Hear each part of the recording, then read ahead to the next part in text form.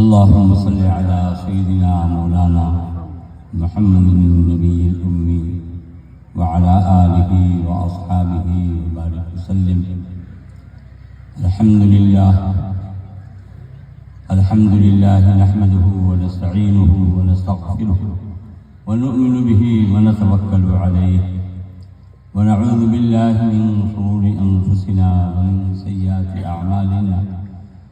من يهده الله فلا مضل له ومن يضلله فلا هادي له. ونشهد أن لا إله إلا الله وحده لا شريك له ونشهد أن سيدنا ومولانا محمدا عبده ورسوله صلى الله تعالى عليه وعلى آله وصحبه وسلم تسليما كثيرا كثيرا. أما بعد فأعوذ بالله من الشيطان الرجيم. بسم الله الرحمن الرحيم. يرفع الله الذين آمنوا منكم والذين أوتوا العلم درجات. صدق الله مولانا العظيم. وقال النبي صلى الله تعالى عليه وسلم: طلب العلم فريضة على كل مسلم ومسلمة، أو كما قال عليه الصلاة والسلام. حضرات علماء کرام، میرے محترم بزرگوں، دوستوں، عزیز بچوں، میری اسلامی خواتین ماں بہنوں،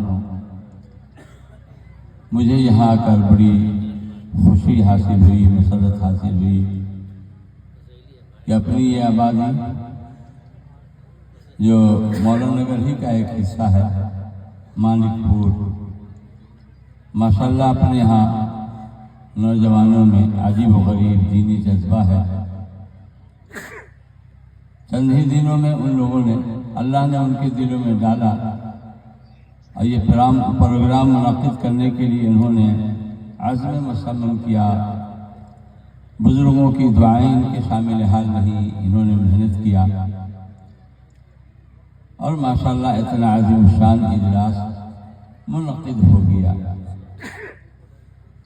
حقیقت ہے کہ یہ ہمارے جو نوجوان ہیں قوم و ملت کے بڑے قیمتی سرمایہ ہیں.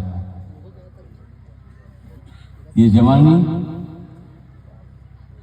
جب اس کا استعمال دین پر ہوتا ہے، دین کے مقاصد کے لیے ہوتا ہے، تو بڑی مضبوطی کے ساتھ، بڑی تیزی کے ساتھ ترقی ہوتی ہے.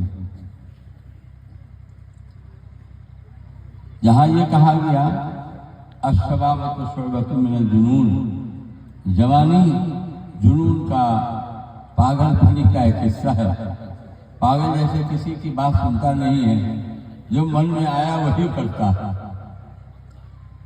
لیکن جب بڑوں کی رہنمائی میں، بزرگوں کے علماء صالحہ کی رہنمائی میں یہ نوجوان جب تربیت پاتے ہیں، ان کی ذہن سازی اور مزاج سازی ہوتی ہے، تو ان کی طبیعت نیک اور اچھی بنتی ہے اور بڑے اچھے اور اونچے اونچے کام اللہ ان سے لے لیتے ہیں اور انجام پا جاتے ہیں ان کی مدد سے. جب کہیں گاڑی پھنستی ہے تو نوجوانوں کو کہا جاتا ہے آؤ ہاتھ لگاؤ. ظاہر ہے قوم و ملت کی جب گاڑی پھنسے گی، بوڑھے لوگ تو دعا کریں گے، تدبیر کریں گے، محنت اور طاقت تو انہی کو استعمال کرنا ہو. مسجد کا مسئلہ ہو، اس سے پہلے ہمارے کچھ احباب گئے تھے. یہ حقیقت یہ ہے کہ ہم لوگ آپ کے قریب ہیں، دل کے قریب ہیں، ایمانی، علمی، روحانی آپ کو کہنا سے اس سے رشتہ حاصل ہے. ہم لوگ جانتے ہیں بھائی مانک پور اپنی ایک آبادی، لیکن سچی بات یہ ہے کہ ابھی پہلی دفعہ آنے کا اتفاق ہوتا ہے. ہم لوگ اپنے اپنے کام میں لگے ہوئے ہیں، کہیں کا تقاضا ہوا تو کوشش ہوتی ہے کہ وہاں شرکت ہو جائے.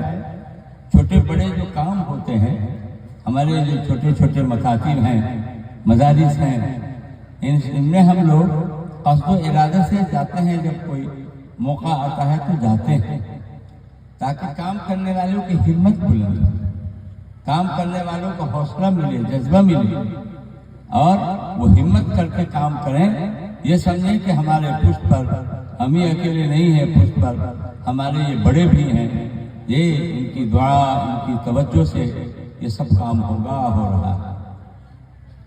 آپ لوگوں کو دیکھ کر کے بڑی خوشی حاصل ہوئی، بڑا اچھا جذبہ پایا۔ دوستو اور بزرگوں، اللہ پاک نے علم کے اندر بڑی رفعت رکھی ہے، بلندی رکھی ہے، ترقی رکھی ہے۔ کوئی سا بھی علم ہو جس کے اندر یہ علم آتا ہے اس کے اندر رفعت آ جاتی ہے، اس میں بلندی آ جاتی ہے۔ کوئی اچھا امین ہے، وہ زمین کے ناپنے والے جو ہوتے ہیں امین، آپ نے زمین گھر گھراری کا زمین کا جھگڑا ہو تو آپ اس کے پاس محتاج بن کر کے جاتے ہیں، یہ اس کی علم کی رفعت ہے۔ اسی طریقے سے کوئی اچھا انگریزی داں ہے، اگر کوئی مضمون لکھانا ہو، انگریزی میں کوئی خط لکھانا یا کوئی درخواست دینی ہو تو آپ محتاج بن کر کے اس کے پاس جائیں گے، آپ یہ اس کی رفعت ہے، یہ اس کی بلندی ہے۔ آپ کو کسی سے مقدمہ کی نوبت آ گئی ہے اور مقدمہ کے لائن سے کسی وکیل کی آپ ضرورت محسوس کر رہے ہیں، بھائی وکیل سے مشورہ کریں، تو اس وکیل کے پاس آپ جاتے ہیں، فیس لیتے ہیں، اپنی پوری بات رکھتے ہیں، وہ مقدمہ کی نوعیت تیار کرتا ہے۔ یہ اس کے وکالت کے علم و فن کی یہ برتری ہے اور یہ اس کی رفعت۔ یہ جو یہ کوئی آپ کو مکان بنانا ہے، مسجد مدرسہ بنانا ہے، یہ کوئی عمارت کا نقشہ تیار کرانا ہے تو آپ انجینئر سے ملتے ہیں، محتاج بن کر کے جاتے ہیں، یہ اس کی علم کی رفعت۔ ہر علم میں اللہ پاک نے رفعت رکھی۔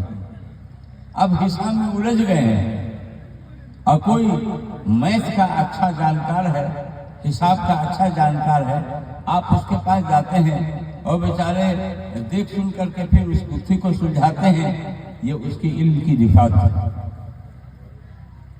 جب علوم کے اندر اللہ پاک نے رفعت رکھی ہے تو علم دین کا کیا کہنا ہے؟ یہ علم دین جو ہے قرآن اور حدیث کا علم اللہ کا بھیجا ہوا، ہمارے اور آپ کے آقا حضور سید عالم صلی اللہ علیہ وسلم کا لایا ہوا ہے، جو اوپر ہی سے آیا ہے، بلند ہی سے آیا ہے، تو اس کے ذات میں بلندی ہے، ذاتی طور پر یہ بلند ہے۔ کوئی اچھا حافظ ہے، یہ آپ اسی کو امام بنائیں گے۔ کوئی اچھا عالم ہے، مفتی ہے، پست برادری کا کیوں نہ ہو، لیکن آپ جمعہ کا، عیدین کا اسی کو امام بنائیں گے، نماز جنازہ اسی سے پڑھوائیں گے، یہ گھر میں دعا کرانی ہے تو انہی کو بلائیں گے، آپ اس کو آگے آگے رکھیں گے۔ یہ کیا اس کے علم کی یہ دنیا کے اعتبار سے رفعت ہے۔ ہمارے ہندوستان میں بڑے مفتی گزرے ہیں، مفتی اعظم ہند حضرت مفتی کفایت اللہ صاحب دہلوی رحمۃ اللہ علیہ، جن کی کتاب ہم لوگ تعلیم الاسلام پڑھتے پڑھاتے ہیں، سب بچے پڑھتے۔ یہ حضرت مفتی کفایت اللہ صاحب رحمۃ اللہ علیہ مفتی اعظم ہند ہیں اور ذات کے اعتبار سے بہت پست برادری کے ہیں، لیکن اللہ نے اتنا زبردست علم دیا کہ اس علم نے ان کو اتنا اٹھایا کہ ہندوستان کے مفتی اعظم ہیں۔ اللہ نے علم میں بڑی رفعت رکھی۔ ابھی یہ جو دور ہے علم کا ہے، یا دوسرے نمبر پر ہنر ہے، جی کسی کے پاس علم نہیں ہے اور اچھا ہنر ہے، اسی کی جے ہے، اسی کی ترقی۔ علم مگر اول نمبر پر۔ ماشاءاللہ اپنے لوگوں میں بڑا جذبہ بیدار ہوا ہے۔ کئی ساتھیوں کو ہم لوگ دیکھ رہے ہیں کہ بیچارے زری کے لائن سے محنت کیا، پیسے حاصل کیے، لیکن بچوں کو پڑھایا۔ واہ! یہ بیگ لائن سے انہوں نے محنت کیا، اپنے تو انگوٹھا چھاپ، اب بیگ کی لائن سے محنت کرتے کرتے اب سیٹ ہو گئے، پیسہ اللہ نے دیا تو تعلیم کے اوپر، علم کے اوپر خرچ کیا اور بچے ان کے اچھے تعلیم یافتہ ہو رہے ہیں۔ بڑا اچھا جذبہ۔ دین کے لائن سے بھی بڑی اچھی فکر ہو رہی ہے، بھائی ہمارے بچے حافظ بنے، ہم تو کچھ نہیں ہو سکے، یہ بچے حافظ ہو جائیں گے تو ہمارا بھی بارہ نیارہ ہو جائے گا، نجات کا ذریعہ ہو جائے گا، خاندان کے 10 آدمی کے لیے بخشش کا جو ہے سامان ہو جائے گا، اور خود اس بچے کے لیے کتنی بڑی سعادت اور فضیلت کی بات ہو۔ اچھا جو ہوا یہ صحیح ہے کہ لاک ڈاؤن کے بعد سے کچھ کمی آئی تھی، ہمارے بہت سارے بچے لائن سے بے لائن ہو گئے، ایسا موڑ پیدا ہوا کہ لائن سے بے لائن، لیکن پھر آہستہ آہستہ وہ خلا پڑتا جا رہا ہے اور ماشاءاللہ پھر رجحان پیدا ہوتا جا رہا ہے، علم کی طرف لوگ لپک رہے ہیں اور لپکنا چاہیے۔ علم میں اللہ پاک نے واقعی میں رفت رکھی، یہ ڈاکٹری ہے، انجینئرنگ ہے، امانت ہے، وکالت ہے، یہ سارے علوم ہیں جی، اور یہ سب ہماری دنیا کی ضرورت ہے۔ ذہن میں رکھیے کہ ایک علم وہ ہے جو ہماری ضرورت ہے، ایک علم وہ ہے جو ہمارا مقصد ہے۔ ضرورت کے اندر آدمی بقدر ضرورت وقت لگاتا ہے اور مقصد کے اندر زیادہ سے زیادہ لگاتا ہے۔ جو احباب جماعت میں گئے ہوئے ہوں گے، یہ جماعت کے اندر ادب یہ بتلایا جاتا ہے بھائی ضرورت کے کاموں میں ضرورت کے مطابق ہی وقت لگے اور مقصد کے اندر زیادہ سے زیادہ وقت لگے، عبادت میں لگے، دعوت میں لگے، تعلیم کے اندر لگے، قرآن پاک صحیح کرنے میں اور سیکھنے میں لگے، سیکھنے سکھانے ان کے اندر زیادہ سے زیادہ وقت لگے، لوگوں سے میل جول کم ہو، یہ کھانے پکانے میں وقت کم سے کم لگے، سونے کے اندر بھی ضرورت کے مطابق ہی لگے۔ تو یہ ضرورت میں گویا وقت بقدر ضرورت وقت لگے، اب مقصد کے اندر زیادہ سے زیادہ لگے۔ پخانہ پیشاب ضرورت ہے، ایسا نہیں آدمی لیٹرین میں جائے وہی لوگ گھر کو بیٹھا رہے، فراغت حاصل کر کے آدمی جلدی آ جاتا ہے اور کام کرنا ہے۔ تو ایک ہے ضرورت، ایک ہے ہمارا اور آپ کا مقصد۔ ہمارا اور آپ کا جو مقصد زندگی ہے، دین کی سربلندی، یہ قرآن اور حدیث کا جو یہ علم ہے، یہ ہمارا مقصد ہے۔ ہمارے امت کو ہم کو ڈاکٹر بھی چاہیے، انجینئر بھی چاہیے، وکیل بھی چاہیے، امین بھی چاہیے، جی وکیل بھی، یہ سب چاہیے، لیکن یہ ضرورت جو ہے ہماری دنیا کی۔ آنکھ بند قبر میں کسی وکیل، کسی انجینئر، ڈاکٹر، ماسٹر کسی کی ضرورت نہ قبر میں پڑے گی، نہ حشر میں پڑے گی، نہ جنت میں پڑے گی۔ کیا جنت میں بھی کوئی بیمار ہوگا؟ کا وہاں بھی رگڑے جھگڑے ہوں گے کا مقدمہ کچھ نہیں۔ یہ سب ضرورت ہماری دنیا کی ہے، مگر ضرورت ہماری یہ ضرورت ہے، لیکن یہ ضرورت ہماری صرف دنیا کی ہے جی، آخرت کے اندر ہمیں ان چیزوں کی کوئی ضرورت نہیں پڑے گی۔ ایک علم وہ ہے جو ہمارا مقصد ہے، مقصد زندگی ہے۔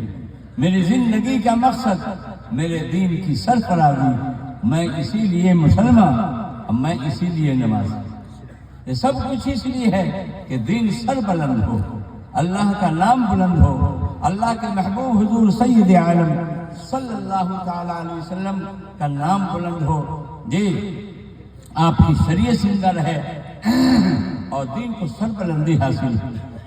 تو دوستوں اور بزرگوں، یہ علم جو مدارس کے ذریعے سے، مکاتب کے ذریعے سے ہم اپنے بچوں کو دلواتے ہیں، یہ علم فرض بھی ہے، یہ ہمارا مقصد بھی ہے۔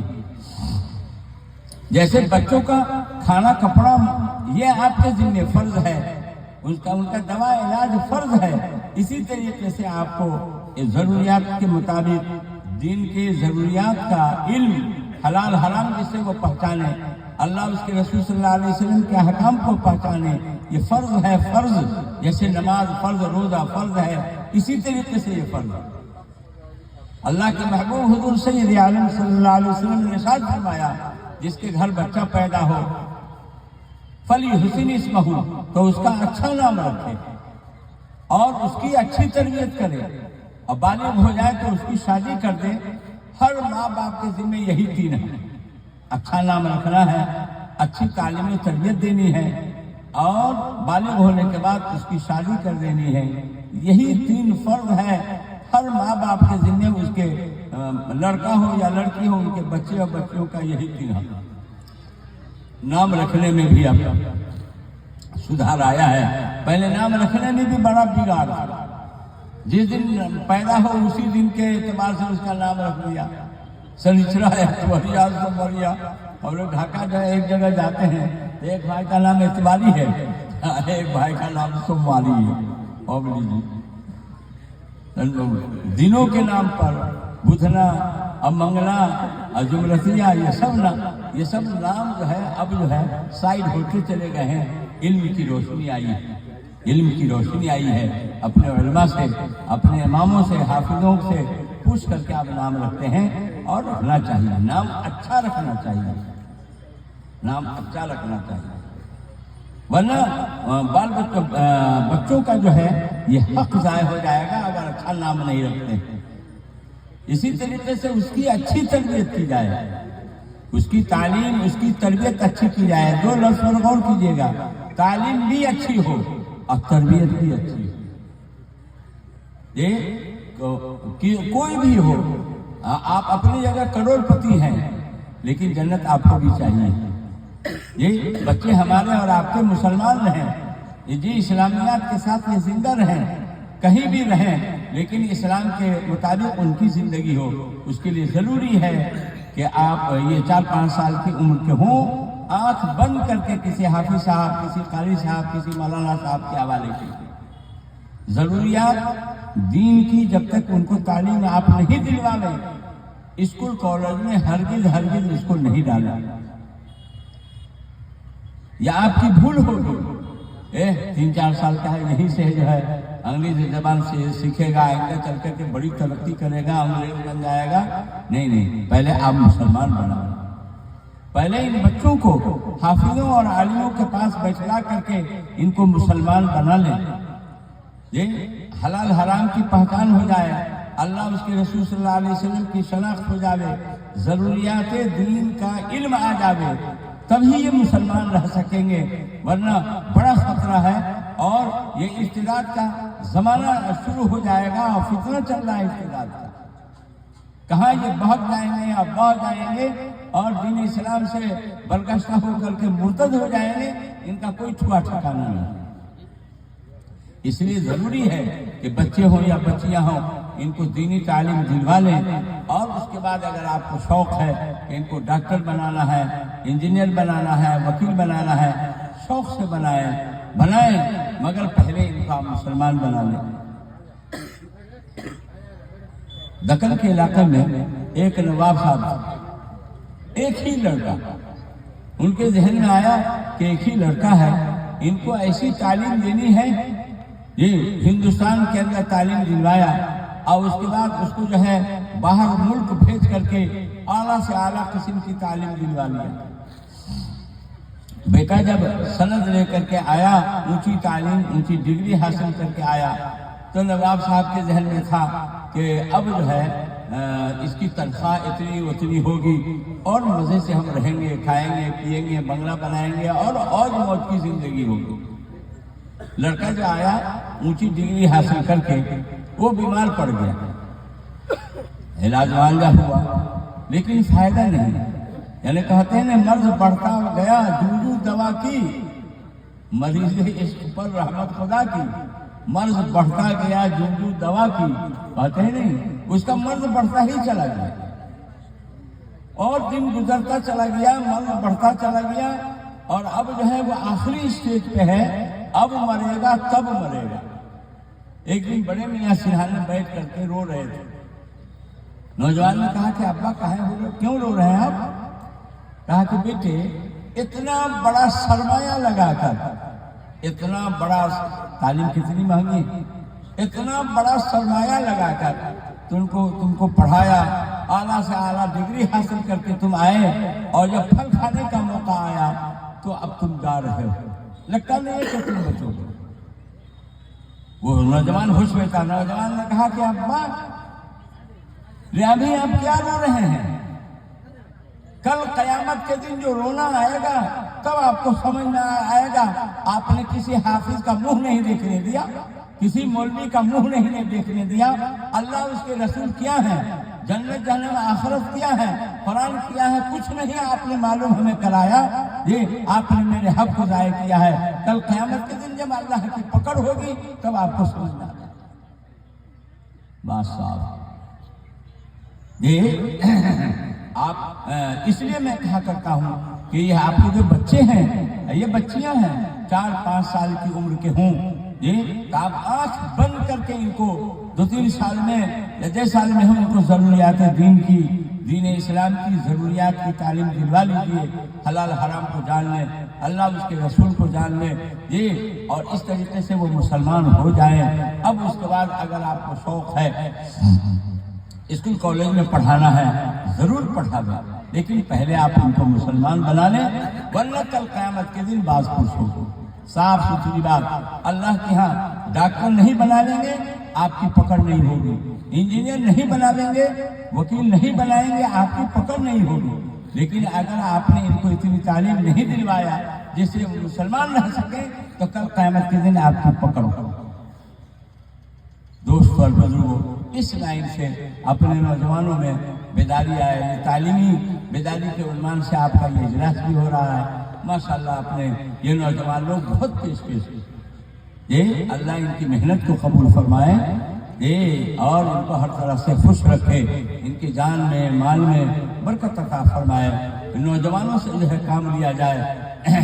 میں نے کہا کیا آبادی ماشاءاللہ بڑھ گئی ہوئی ہے، مسجد بھی چھوٹی، اور کوئی تعلیم کا باضابطہ نظم ہونا چاہیے.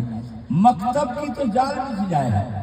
ہمارے بڑے اب اس پر زور دے رہے ہیں، مدرسے نہیں، گھر گھر گاؤں گاؤں مدرسہ ہی. کیا مدرسہ ضروری ہے؟ مکتب کی تعلیم ضروری ہے. یہ قدر آ قدر بچے یہ جامعۃ الحبیب میں تو نہیں چلے جائیں گے، راوا پور مولانا لاڈا صاحب کے یہاں تو نہیں جائیں گے. یہ قدر آ قدر جو بچے ہیں ان کی تعلیم کرنے تو یہی چاہیے. اس لیے ضروری ہے کوئی مسجد مکتب سے خالی نہ ہو. ہر مسجد جو ہے مکتب سے آتی تھی، مرکز دلی سے بھی، اور ہمارے بڑے اس پر زور دے رہے ہیں کہ مکتب کی تو جال بچ جائے. آپ کے مانک پور میں 3 محلے ہیں، تینوں محلے میں مکتب، اور مکتب کی تعلیم مضبوط ہو.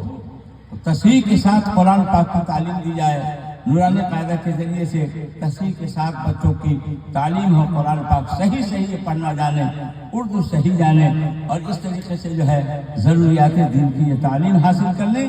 یہ ضروری ہے، فرض ہے.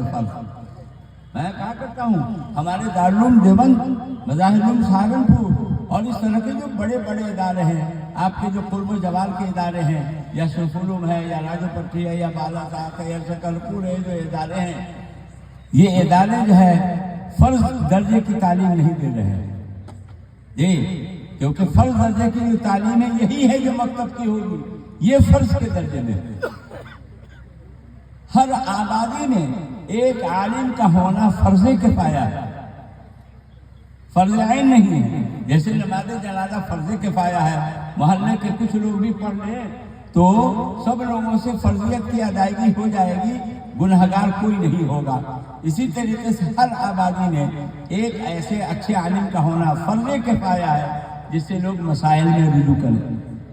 اب ایسا کہ نماز میں ہو گئی گڑبڑی، کیا کوئی عالم ہوں گے تب نہ مسئلہ بتلا دیں گے کہ نماز ہوئی کہ نہیں ہوئی، سجدہ سہو کرنا تھا نہیں کیا، نماز واجب الاعادہ ہے یا نہیں ہے، اس کا فیصلہ تھا بظاہر نے کتاب کلمہ. اور کیا کوئی بالا صاحب کا راجو پٹی اتنا دور تو نہیں لے جائیں گے. آپ کو ہر آبادی میں ایک ایسے عالم کا ہونا فرض کفایہ ہے جس سے مسائل میں آپ ان سے رجوع کریں اور وہ صحیح مسئلہ بتلا سکیں. ایک بھی عالم ہے اگر آبادی میں ایسا تو گویا کہ سب لوگوں کے ذمے سے فرض کفایہ کی جو ذمہ داری ہے وہ ذمہ داری نبھ گئی اور کوئی گنہگار نہیں ہوئی. لیکن یہ جو بنیادی تعلیم ہے یہ فرض عین ہے ہر ایک پر. تو تعلیم بھی اچھی ہو اور اسی کے ساتھ ساتھ تربیت بھی اچھی ہو. ہمارے یہ چھوٹے چھوٹے مکاتب ہیں، مدارس ہیں، یہ ہمارے یہاں مدرسوں میں ماشاءاللہ تربیت بھی اچھی ہوتی ہے. وجہ یہ ہے کہ ہم روک ٹوک کرتے ہیں، بچوں کی تربیت جو ہوئی، صحابہ کرام رضوان اللہ علیہم کی جو تربیت ہوئی تھی روک ٹوک سے ہوئی تھی۔ اگر آقا صلی اللہ علیہ وسلم روک ٹوک نہیں کرتے، جیسے نماز پڑھتے ہیں پڑھنے دیا جاتا۔ اب ایک دیہاتی صحابی آئے، اللہ کے نبی صلی اللہ علیہ وسلم مسجد میں تشریف فرمائے، کہا السلام علیکم یا رسول اللہ، آپ نے جواب دیا، جا کر کے انہوں نے نماز شروع کیا، نماز جھٹپٹ پڑھی، آئے پھر سلام کر کے جانے لگے تو کہا، آپ نے فرمایا صلی فإنک لم تصلی، جاؤ نماز پڑھو، تم نے نماز نہیں پڑھی۔ پھر وہ نماز پڑھ کے پھر آئے، آپ نے پھر لوٹایا، کہا جاؤ نماز پڑھو، تم نے نماز نہیں پڑھی۔ 3 مرتبہ ان کو لوٹایا تو ان کو سمجھ میں آیا، دیہاتی لوگ کو زیادہ دیر سے سمجھ میں آتا ہے، اب سمجھ میں آیا کہ کوئی کمی رہ گئی جس کی وجہ سے ہمیں لوٹا رہے ہیں۔ تو انہوں نے عرض کیا، اللہ کے رسول صلی اللہ علیہ وسلم ہمیں تو ایسی ہی نماز پڑھنے آتی ہے، یہ آپ سکھا دیں۔ تو آپ نے سکھایا، دیکھو نماز کے لیے کھڑے ہو، سیدھے کھڑے ہو، اطمینان سے کھڑے ہو، جو کچھ یاد ہے سورہ فاتحہ وغیرہ پڑھو، اس کے بعد رکوع میں جاؤ تو اطمینان سے رکوع کرو، رکوع سے سر اٹھاؤ تو قومہ جو ہے اس میں اطمینان سے کھڑے ہو، پھر سجدہ میں جاؤ تو اطمینان سے سجدہ کرو، پھر بیٹھو تو اطمینان سے بیٹھو، پھر دوسرے سجدہ میں جاؤ تو اطمینان سے سجدہ کرو، اس طرح نماز پوری کرو۔ اگر کہتے کہ دیہاتی آدمی ہے، جیسے آتا ہے نماز جیسے آتی ویسے پڑھنے دیا جائے تو کبھی اصلاح نہیں، روک ٹوک سے اصلاح ہوتی۔ ہمارے مدارس میں روک ٹوک ہے، ہم لوگ اس پر زور دیتے ہیں کہ بچوں کی تربیت بھی ضروری ہے، خالی تعلیم نہیں، تربیت ضروری ہے۔ بال اگر ہپ پکٹ ہے ہم روک ٹوک کریں گے، ٹخنا کے نیچے اگر پائجامے لونی ہیں روک ٹوک کریں گے، قرآن حدیث پر ہم ہی لوگ نہیں عمل کریں گے، نہیں کروائیں گے تو آسمان سے فرشتے نہیں اتریں گے۔ روک ٹوک ہماری دیہات کا کسان لوگ ہیں، کھیت میں دھان کے ساتھ ساتھ غلط قسم کے گھاس وغیرہ بھی نکل آئے ہیں تو اس کو رہنے دیتے ہیں آپ؟ نہیں، ایک کموٹی ضروری ہے، کموٹی کرواویں گے تب کھاد ڈالیں گے۔ غلط قسم کے گھاس کو آپ کموٹی کروا کر کے پھینکوا دیتے ہیں تاکہ دھان محفوظ رہے اور اچھا ہو، اور اس طریقے سے وزن اچھا ہے۔ یہی حال تربیت کا ہے، تہذیب ضروری ہے، تربیت ضروری ہے، اور بچوں کی جو تربیت ہوتی ہے روک ٹوک سے ہوتی ہے۔ تو ہمارے یہاں مدرسوں میں الحمدللہ ایسا ہوتا ہے، روک ٹوک نماز میں ہم روک ٹوک کریں گے، غلط طریقے سے بیٹھ کر کے کھا پی رہا ہے تو اس پر ہم مار پیٹ نہیں کریں گے، اب مار پیٹ کا زمانہ بھی نہیں ہے، شفقت سے محبت سے سمجھائیں گے، کہیں گے بابو ایسے نہیں، ایسے کرنا ہے، کپڑے ایسے پہننا ہے، اس طرح سونا ہے، اس طرح کھانا ہے، اخلاقیات کو سکھائیں گے، بڑوں کے ساتھ اچھا سلوک، چھوٹوں کے ساتھ شفقت، اور اس طریقے سے سلام کی کثرت، یہ سب تربیت کی لائن کی چیز ہے۔ یہ الحمدللہ مدارس میں، مکاتب میں ہم لوگ تربیت کی لائن سے بھی فکر مند ہوتے ہیں، تعلیم بھی مضبوط دیتے ہیں۔ یہی وجہ ہے کہ ہمارے جو بڑے ادارے ہیں، یوسف علوم کو دیکھیے اور بھی جو بڑے ادارے ہیں ہمارے یہاں، یا دارالعلوم دیوبند مدارس کو دیکھیے، ان میں کہیں بھی ٹیوشن نہیں۔ ہم فن پڑھاتے ہیں، بھائی منطق پڑھاتے ہیں، فلسفہ پڑھاتے ہیں، گرامر نحو اور صرف پڑھاتے ہیں، تفسیر پڑھاتے ہیں، حدیث پڑھاتے ہیں، فقہ پڑھاتے ہیں، اصول فقہ اصول حدیث پڑھاتے ہیں، یہ اب پڑھتے چلے جائیے، ہم فنون پڑھاتے ہیں، لیکن ہمارے یہاں ٹیوشن کا کوئی تصور ہی نہیں ہے۔ کیوں ہے؟ اسکول کالج ہی میں فن پڑھایا جاتا ہے کیا؟ ہم بھی تو فن پڑھاتے ہیں، ہمارے یہاں ٹیوشن کی کوئی تصور ہی نہیں ہے کہ ٹیوشن کیا چیز ہے، ٹیوشن کے ٹے سے بھی واقف نہیں، اور اسکول کالج میں بغیر ٹیوشن کے ایک قدم بھی بچہ آگے نہیں بڑھے گا۔ کیوں؟ کہیں نہ کہیں کمی۔ ہمارے یہاں تو جو پڑھاتے ہیں اساتذہ وہ اتنی محنت سے پڑھاتے ہیں، لگتا ہے کہ دیکھنے والا دیکھے تو کہے کہ گول کر کے پلاتا ہے، محنت سے پڑھاتے ہیں، کوئی چوری نہیں، کوئی خیانت نہیں، کوئی کمی نہیں۔ وجہ یہ ہے کہ مدارس اور مکاتب کے اندر جو تعلیم ہے، اس تعلیم کو ہم عبادت سمجھتے ہیں، نماز کو عبادت سمجھتے ہیں، روزہ کو عبادت سمجھتے ہیں، ایسے ہی قرآن کے پڑھنے پڑھانے کو ہم عبادت سمجھتے ہیں، حدیث کے پڑھنے پڑھانے کو عبادت سمجھتے ہیں، اور عبادت میں آدمی حتی الامکان کوشش کرتا ہے کہ پوری محنت اور توجہ سے عبادت ہو، وہاں کوئی کٹوتی نہیں کرتا۔ ہمارے یہاں تعلیم تجارت نہیں ہے، ہمارے یہاں تعلیم عبادت ہے۔ اسی نظریے کے تحت جہاں مدارس اور مکاتب کے اندر تعلیم دیتے ہیں اور تربیت کرتے ہیں، جی تو سونے پر سہاگا کیا کہنا ہے صاحب، بچے بھی اچھے نکلتے ہیں، حافظ اچھے نکلے، قاری اچھے نکلے، عالم اچھے نکلے، یہ اس لائن سے جو ہے تعلیم اور تربیت اچھی عمدہ ہونے کی وجہ سے اس طرح کے اچھے اثرات مرتب ہوتے ہیں۔ اور جب تک ہم تعلیم کو عبادت نہیں سمجھیں گے جب تک جو ہے کامیابی نہیں ہوگی۔ تو دوستوں اور بزرگوں، یہ ہمارے مدارس، یہ ہمارے مکاتب ہمارے لیے مشعل راہ ہیں اور غنیمت ہیں۔ یہاں تعلیم بھی اچھی ہوتی ہے، مضبوط ہوتی ہے، اور تربیت بھی ماشاءاللہ اچھی ہوتی ہے۔ اور اسکول کالج میں تربیت کا تو کوئی خانہ ہی نہیں، اخلاقیات تو کوئی پڑھاتے بھی نہیں ہے، یعنی وہاں تو تربیت کا کوئی خانے نہیں ہے، 0/0 تعلیم کا وہ حال ہے۔ اس لیے دوستو، یہ مدارس اور مکاتب اپنے یہاں بھی اس طرح کی ضرورت سمجھ میں آ رہی ہے اور ہے ضرورت تعلیمی اعتبار سے مکتب کا نظام اور مضبوط نظام ہو، اور اس طریقے سے بچوں اور بچیوں کو تعلیم آپ دیں اور دلوا میں۔ یہ ہمارے نوجوان جو تعلیمی بیداری کے عنوان سے، اصلاح معاشرہ کے عنوان سے یہ جو اجلاس قائم کر رہے ہیں، یہ بہت اچھا اقدام ہے ان کا اور بہت اچھی سوچ۔ اللہ بھی ارشاد فرماتا ہے کہ ایمان والوں کے درجوں کو، خاص طور پر جو علم والے ہیں، اللہ ان کے درجوں کو بلند فرمائے گا، علم والے کے درجوں کو بلند فرمائے گا۔ اور علم دین کا تو صاحب کیا کہنا، یہاں بھی اس کے لیے بلندی اور رفعت ہے، اور آخرت کے اندر میں جو رفعت اور بلندی ہوگی ہم تو اس کا تصور بھی نہیں کر سکتے۔ قرآن و حدیث کی تعلیم پر، اور یہ جو ہمارے بچے حافظ ہوتے ہیں ان کے حفظ قرآن پر اللہ کتنی رفعت عطا فرمائے گا، بلندی عطا فرمائے گا، ہم اس کا تصور بھی نہیں کر سکتے۔ جہاں حافظ کو کہا جائے گا پڑھتے جاؤ اور جنت کے درجات پر چڑھتے چلے جاؤ۔ قرآن پاک میں 6666 آیتیں ہیں، اتنے درجے صرف حفظ قرآن کی بدولت ان کے بلند ہیں۔ ابھی نماز ہے، روزہ ہے، حج ہے، زکوٰۃ ہے اور ساری نیکیاں ہیں، یہ ابھی درجات کو بلند کرنے کے لیے ابھی اسٹرا ہے، اسٹاک ہے، ابھی صرف قرآن کے حفظ پر اتنے درجے بلند ہو جائیں گے۔ اور آپ یہ سمجھیں گے 6666 درجے جو بلند ہوں گے تو جنت کوئی منزلہ ہوگی بھائی۔ ایک تو بمبئی وغیرہ میں 121 100 یا 90 اس طرح کے منزل بلڈنگ ہوتی ہے، اور جنت کے اتنے درجے کی ہوگی۔ جنت کا ہم تصور نہیں کر سکتے، ہماری کھوپڑی اتنی سی ہے، ہم نہیں تصور کر سکتے۔ آدنا سے جنتی کو اس دنیا سے 70 گنا بڑی ہوئی جنت ملی، اس دنیا سے، کوئی مانک پور سے نہیں، نہ مولا نگر سے نہیں، اس دنیا سے 10 گنی بڑی جنت۔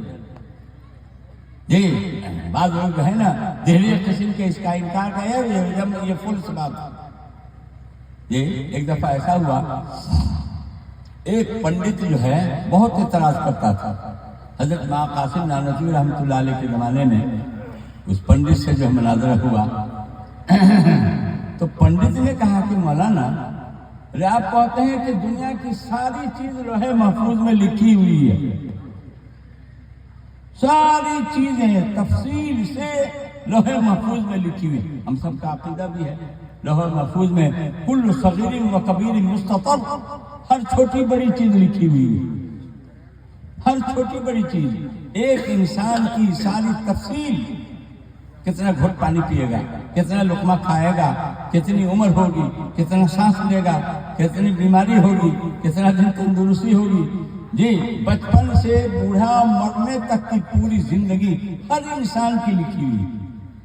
اور انسان لیجئے، پھر گھر لیجئے، خاندان لیجئے، اور کنبہ لیجئے، اور محلہ لیجئے، اور بستی لیجئے، اور پھر بلاک لیجئے، اور ضلع لیجئے، اور صوبہ لیجئے، اور ملک لیجئے، اور پوری دنیا لیجئے، ساری چیزیں وہاں درج ہیں۔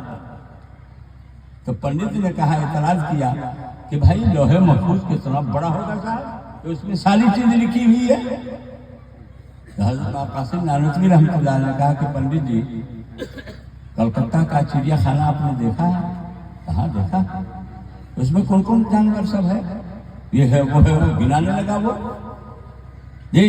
اور اسی طریقے سے مختلف شہروں کے عجائب خانہ کو جی اور ساری چیزوں کو جو ہے پوچھنے لگے. حضرت نے کہا کہ پنڈت جی کھوپڑی تو آپ کی اتنی سی ہے، کھوپڑی آپ کی اتنی سی ہے، اتنی ساری باتیں کیسے سما گئی آپ کی کھوپڑی میں؟ اتنی سی کھوپڑی ہے، بھیجا جو ہے اتنی سا ہے، یہ میں اتنی ساری چیزیں کیسے سما گئی؟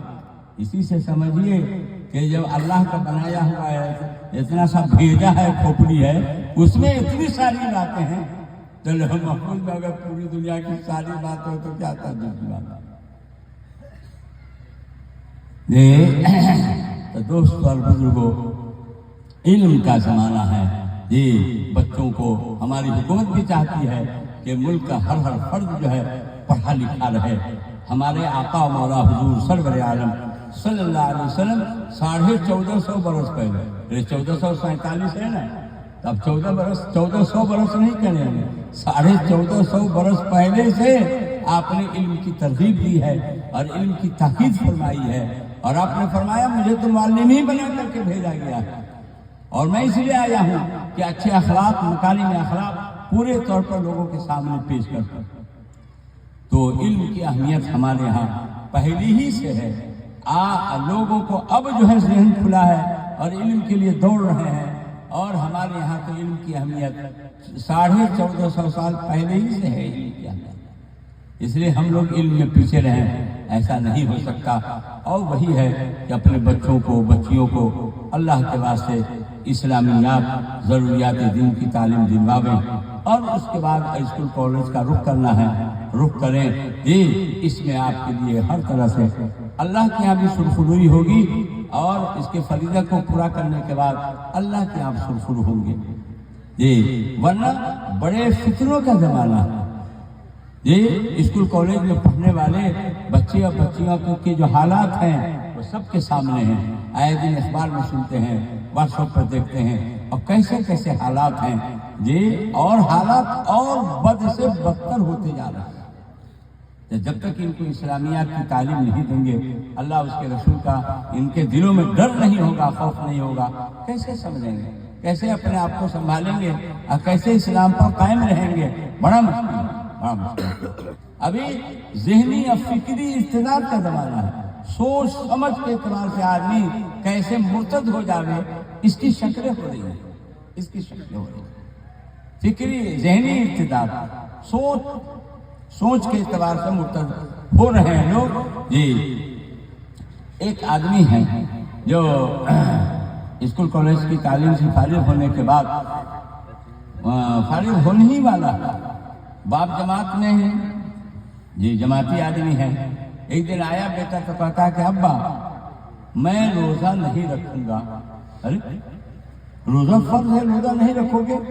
ہاں، میرے سر نے کہا ہے کہ جو آدمی 10-12 گھنٹے بھوکا پیاسا رہتا ہے اس کو اندر اندر بیماری لگ جاتی ہے اور مر ہی جاتا ہے، اس لیے میں تو روزہ نہیں رکھوں گا. باپ بہت سمجھایا بجھایا لیکن اس نے مان کر کے نہیں دیا. یہ سر کی بات سر آنکھوں پر. ہمارے یہاں تو حضرت کہتے ہیں، استاد کو ہمارے یہاں طلبہ جو ہے حضرت کہتے ہیں، حضرت کہتے ہیں. اسکول کالج میں سر بولتے ہیں. تو سر کی بات سر آنکھوں پر، ایک بات ہی مان کر کے نہیں دیا. کچھ دنوں کے بعد اس کی طبیعت خراب ہوئی اور وہ جوان گزر انتقال کر گیا. اب بھلا بتلائیے ایمان پر مرا؟ روزے کا ایک فریضے کا انکار کرنے کے بعد آدمی مسلمان کیسے رہ جائے؟ نہیں رہ سکتا، نہیں رہ سکتا جی. اور ایک نوجوان ہے جو کھڑے کھڑے پیشاب کر رہا ہے. کوئی بوڑھے آدمی گزرے تو کہا بیٹے جی یہ کھڑے کھڑے کیوں پیشاب کر رہے ہو؟ پہلے جو ہے نا ہندو مسلمان سب کے یہاں ایک تہذیب تھی بیٹھ کر کے کرنا. ہمارے مسلمان بھائی لوگ سر پر کپڑا رکھ لیا بیٹھ گئے، وہ لوگ جو ہے جنوں کو کان پر لپیٹ لیا تب بیٹھے، ایسا کرتے تھے. لیکن سب کی تہذیب اب چلی گئی. وہ کھڑے کھڑے بوڑھے بڑے میاں نے سمجھایا تو جوان کیا کہتا ہے کہ چچا میرے سر نے کہا ہے کہ جب پیشاب لگے تو پانی کا، ڈھیلے کا، پتھر کا، کسی چیز کا انتظار نہیں کرو، جس حال میں ہو اسی حال میں پیشاب کر لو. پیشاب روکو گے تو اندر اندر بیماری لگے گی، امر ہوگی. تو اس لیے وہ ڈھیلے کا اور پتھر کا، پانی کا کوئی اہتمام نہیں، کوئی انتظام نہیں، کھڑے کھڑے کر لیتا. یہ انگریز نے ہمارے اور آپ کی ہندوستان کی اس تہذیب کو اس نے اس طرح ختم کیا ہے. تو اس طرح ذہنی اور فکری ارتداد شروع. اس لیے دوست حضرت مولانا سید اسعد مدنی رحمۃ اللہ علیہ دکن کے علاقے میں ایک جگہ پروگرام میں گئے. ایک حاجی صاحب کے یہاں چائے کی دعوت تھی، دسترخوان پہ بیٹھے. ایک مولانا صاحب نے کہا کہ حضرت حاجی صاحب جن کے یہاں تشریف لائے ہیں ان کا پوتا ہے، ایک دن جو ہے کنوینٹ سے پڑھ کے آیا. دادا نے سمجھایا کہ بیٹے اللہ کا نام لے کر کے بسم اللہ پڑھ کے کھانا چاہیے، بڑے لوگ بچوں کو سکھاتے ہیں. تو ان کا پوتا کہتا ہے کہ دادا جان ہمارے سر نے بتلایا ہے کہ باپ بیٹا کا نام لے کر کے کھانا چاہیے. نہ سمجھا باپ بیٹا، حضرت عیسیٰ علیہ السلام بیٹا ہے علیہ باللہ، اور اللہ جو ہے باپ ہے، یعنی اللہ کا اور حضرت عیسیٰ کا نام لے کر کے کھانا چاہیے. یہ بچوں کی اس طرح تربیت ہوتی. ذہنی یا فکری ارتداد کیسے ہوگا؟ اس طریقے سے ہوگا. اس لیے دوستو بچوں کو اسلامی تعلیم سے پہلے آراستہ کر لیں. ارے مولانا قاری اور مفتی نہ بنا لیں، ضروریات دین کی تعلیم ضرور دلوا دیں. قرآن پاک کو پڑھ لیں، سیکھ لیں، پھر اس کے بعد اسکول کالج میں آپ ڈالتے ہیں شوق سے ڈالیں تاکہ یہ اسلام پر قائم رہیں. یہ چند باتیں آئیں. اللہ پاک ہم سب کو کہنے سننے سے زیادہ عمل کی توفیق نصیب فرمائے. اپنی آبادی مانک پور اللہ اس پر خاص رحمتیں برکتیں نازل فرمائیں. نوجوانوں میں جو اللہ نے جذبہ دیا ہے، اس جذبے کو، دینی جذبے کو اللہ قائم دائم رکھیں، اور مسجد خوب آباد ہو، اور مکتب بھی اچھے انداز میں چلے اور وہ قائم ہو. اللہ پاک اس کی غیب سے مدد فرمائے. ہمارے یہاں ہم لوگ جب بچے تھے تو یہاں کے ایک لاٹھی کے استاد، کہنوا میں بہت دن اس علاقے میں رہے، نام میرے دل میں نہیں ہے، تو لاٹھی کے استاد اسی زمانے سے ہم لوگ مانک پور سنتے ہیں. ان کے لڑکا تھے غالباً عبدالرؤف نام تھا. ہم لوگ کے زمانے میں ہاں جی ہم لوگ کے زمانے میں پڑھتے تھے. یہ اسی زمانے سے ہم لوگ سن رہے ہیں مانک پور. ابراہیم استاد ادھر ہم لوگوں کے علاقے میں کنوا شمسی کی طرف کافی لوگ ان سے جو لاٹھی تھی، پہلے زمانے میں اس کا رواج تھا لاٹھی. یہ چند باتیں آئیں. اللہ پاک ہم سب کو کہنے سننے سے زیادہ عمل کی توفیق نصیب فرمائے. یہ آپ لوگوں نے بہت دل جمی سے باتوں کو سنا. اللہ بے انتہا قبول فرمائے. بوڑھے لوگوں کا ہوش ہو، نوجوانوں کا جوش ہو. اس طریقے سے جب کام لیں گے تو بہت اچھا کام ہوگا انشاءاللہ.